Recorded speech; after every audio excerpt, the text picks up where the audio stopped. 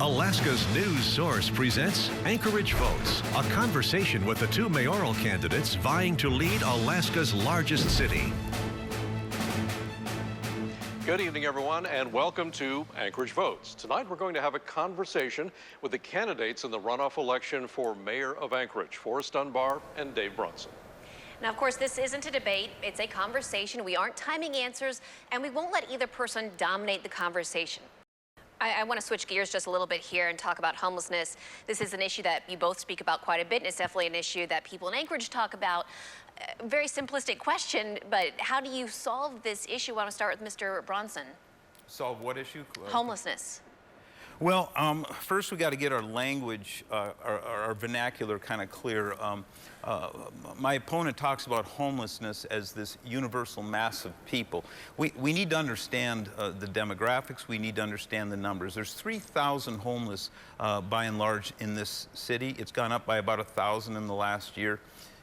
But when the rest of us travel around town and we see the problem, we look at the people living very problematically on our street corners, doing things on our street corners that quite frankly should be kept behind bathroom doors. And they think that's the entire homeless problem. If you were to ask most citizens, you said if you drove around the city and there were no one living on our street corners, they would say the homeless issue would be solved. That's entirely untrue. So to get our language clear, we have the vagrants or the visible homeless, the ones that are living problematically on a street.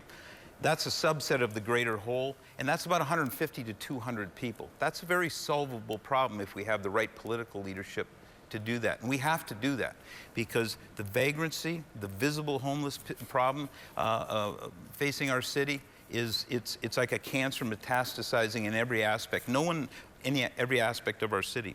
No one wants to go downtown because the vagrants are living on the street. People don't want to go to restaurants that want to go to restaurants because there's vagrants populating out in front of these small stores and restaurants. That's not a way civilized society is supposed to operate. Homelessness is not a crime, and it never should be.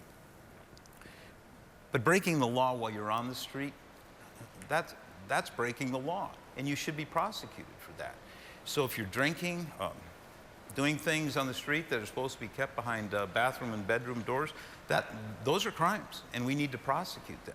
And my opponent accuses me of wanting to put in prison 3,000 homeless. That's nonsensical because in the corpus of the 3,000 people, we've got the young waitresses who have lost their jobs due to the assembly and the mayor's shutdown.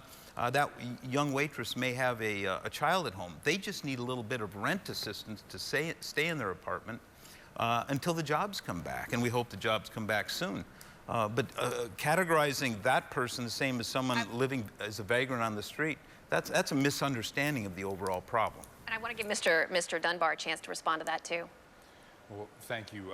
Homelessness is a major problem in Anchorage, but what my opponent is saying about vagrants is just, if you speak with the people who are working on these issues, it's just a miscategorization of the challenge that we face. And using police power as a primary means to remove people from the street is going to lead to a lawsuit that the municipality will lose. It's unconstitutional. It's also horrifically expensive. But for the people that are committing crimes, they're already subject to arrest and to prosecution. I don't know where he gets this notion that they aren't. That's just not true. Because at the end of the day, the treatment is what's important, because we need to help these people, because right now, we've been doing this now for 5 or 6 years under the leadership, by and large, of the last couple of mayors and Mr. Dunbar, and it's not working.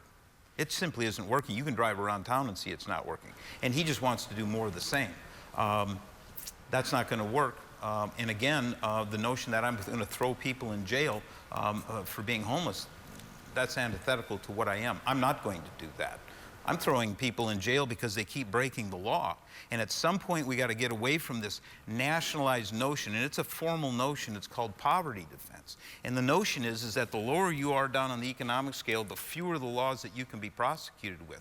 Well, that's not equal treatment under the law, and we've got to get this fixed. And quite frankly, law enforcement for this small group of people has to be involved, because these people are freezing to death on our streets. They're getting hit by cars on our street, and the compassionate thing to do is to use whatever means we can to get them off the street, get them into treatment facilities, and keep them alive. And somehow it's the more moral thing to allow these people to freeze to death on the streets as they beg for money. Civilized societies don't do this. Mr. I'm not going to Can I ask a question? So he said yeah. that there were facilities around town that have space. Can you name them? What facilities are you talking about? Yes, Third and Eagle and Ingra, the 15 acres that are just north, we can build a facility there. There's the 550 building on Braga, the old school, we can build them there. And we also have the mall by Merrill Field. We can go there. You're going to put them in Northway Mall and Ingra, that you're going to create new large facilities in those neighborhoods. That's your plan? Well, according to the folks that are running the Sullivan Arena, they said the Sullivan Arena actually in this epidemic, in this shutdown, actually turned out to be a blessing. Like you said, we learned a lot of things, and we actually learned that a large facility works very well as long as we're not packing people in. And I've taken multiple tours of the facility, Sullivan Arena. It's a good facility, it just can't continue to be that. So we need to find another 1 or 2, possibly 3 facilities where we can bring people together so we capture the economies of scale. We have to almost treat it like a business because it costs too much if we don't. To answer your question on the PLI to the B3 rezoning, I'm against that.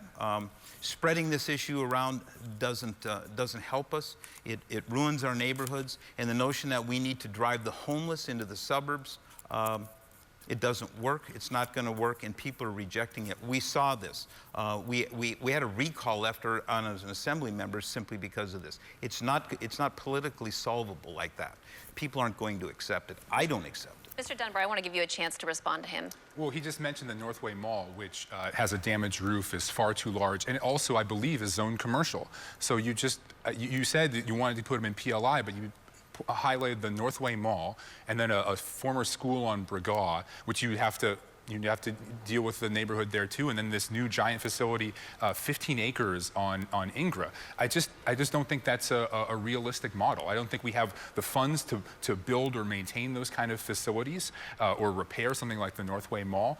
And I think it contradicts what he just said about B3 versus PLI. So again, when you look at the plans he puts forward, it's sort of, it's clear that he hasn't really been doing this work for the last several years. He doesn't have the sort of depth of knowledge about these muni issues, which admittedly are really complicated and sort of esoteric.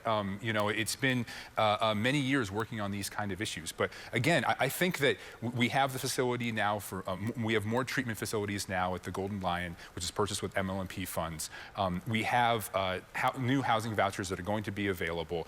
We're going to be able to make real progress on this issue. But you can't say something like the Northway Mall and throw that as a solution. You're going to have real solutions in the 90 days after the new mayor comes into power, because we're going to run out of FEMA funds at the end of September. You need someone who's ready to go on day one, and someone who is working with these organizations right now and has a more realistic view of where these things can actually be solved. Let's give Mr. Bronson just a few seconds to respond to that. It is a big topic, and we want to make sure both of you get your positions across clearly. Right. Excuse me. Mr. Dunbar talks about being ready on day one. He's been here 5 years, and I haven't. Things have not gotten better. Things have clearly gotten worse on our streets because of Mr. Dunbar and his policies. Where have you been for the last 5 years trying to get people off the street? You're allowing people to live, die, freeze to death on the street, and you've done nothing. You've made it worse. We have not. When Dan Sullivan left office, we managed the city pretty darn well. Okay, and then you took over, and it's gotten really bad. I can't tell you the number of people that I'm told by every day that they're going to leave this city and they're going to leave this state because of the crime that you've advanced, because of the vagrancy that you have advanced, by the spending which has driven up property taxes. You've done this. You've got to own this. And yeah, you've got a lot of experience, but you've used that experience to help destroy this city. Okay. I don't recognize the city anymore. I've been here 30 years. We've added 100 new APD officers, and crime, which peaked in 2017, has fallen every year since then. Property crime is down 41%. Car thefts are down much more than that. So the idea that crime is exploding is just not true. I mean, it's more of this misinformation that you're putting forward. In terms of the homeless population, there is a national trend where there has been an increase in number of homeless people, and Anchorage and Alaska has been had really tough economic headwinds since 2014. But I do think we were making progress. There was a reduction in homelessness in the years leading up to the pandemic. We were seeing a gradual decline. The pandemic has obviously set us back. It's been very, very tough for everyone. But there, again, are new resources coming online now. There's new treatment. There's new federal funds. We're going to make real progress on this. And it isn't going to be by purchasing the Northway Mall and turning it into a massive facility. That's just not a realistic plan. Mr. Bronson, this has been an intense year. 2020 was an intense year. It kind of leads me to the topic of rhetoric and the way some of these assembly meetings have been going. And you have an ad out, sir, that says that a bunch of idiots are tearing up our city, and you show a picture of the Anchorage Assembly. Do you think that's helpful if you have to work with the Assembly? It's probably not helpful, but it's certainly accurate. The notion that you can shut down a city and not anticipate then large economic and social and cultural problems. I just mentioned our friend who lost her son to a drug overdose because of the shutdown, because he was locked in. I'm just here to tell you, we've got a broken city. I need to go back to the notion that Mr. Dunbar says what I'm proposing is schemes. We've lost revenue sharing from the state.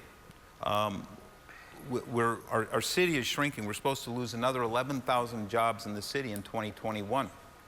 Do you not see in a macroeconomic sense what's happening? We're running out of money, and you just keep wanting to spend money, and then someone like me comes in and says, we've got to start treating this like a business. We've got to start cutting expenses. And somehow I'm an ogre for wanting to do that. What are you going to cut, Dave? What's that? What are you going to cut? We're going to have to look at cutting just about everything, probably everything except the police department for now. It's a sad thing, but you live for government. Remember, the business of this city is business. It's not government, and you don't seem to figure that out. And I don't know. I get real frustrated. I'm sorry, but you don't have the sense God gave an anvil sometimes. He said that the Constitution is shot through with racism. I did not say that.